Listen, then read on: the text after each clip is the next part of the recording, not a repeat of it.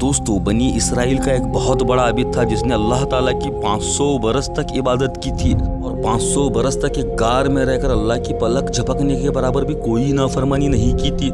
جب وہ فوت ہو کر اللہ تبارک و تعالیٰ کے پاس پہنچ گیا تو اللہ تبارک و تعالیٰ نے اس کا نامہ اعمال نکال کر اس کا حساب و کتاب کرنے کے بعد میں اسے کہا کہ اے میرے بندے، میرے فضل سے جنت کے اندر چلا جا۔ وہ عابد شخص دل میں سوچنے لگا، یہ کہ اللہ تعالیٰ نے تو میرے 500 برس کی عبادت کی کوئی تعریف نہیں کی، بلکہ یوں کہہ رہے ہیں کہ میرے فضل سے جنت میں چلا جا۔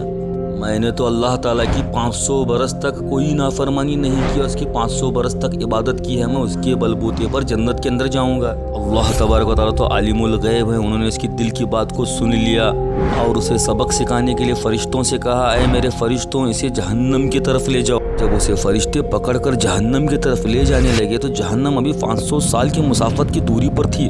جہنم کی گرمی کی وجہ سے اسے پیاس لگنے لگی اور یہ پانی مانگنے لگا۔ فرشتوں نے اسے کہا کہ پانی یہاں پر مفت میں نہیں ملتا، بلکہ 500 سال کی عبادت کے بدلے میں 1 گلاس پانی ملتا ہے۔ عابد نے 500 سال کی عبادت دے کر 1 گلاس پانی پی لیا، پھر اسے جہنم کی طرف لے جانے لگے۔ اسے پھر سے پیاس لگی تو اس نے پھر سے پانی مانگا تو فرشتوں نے کہا، اب تیرے پاس دینے کے لیے کیا ہے؟ عابد کہنے لگا، میرے پاس تو صرف 500 سال کی عبادت تھی جو میں نے آپ کو دے دی، اب میرے پاس کچھ بھی نہیں بچا۔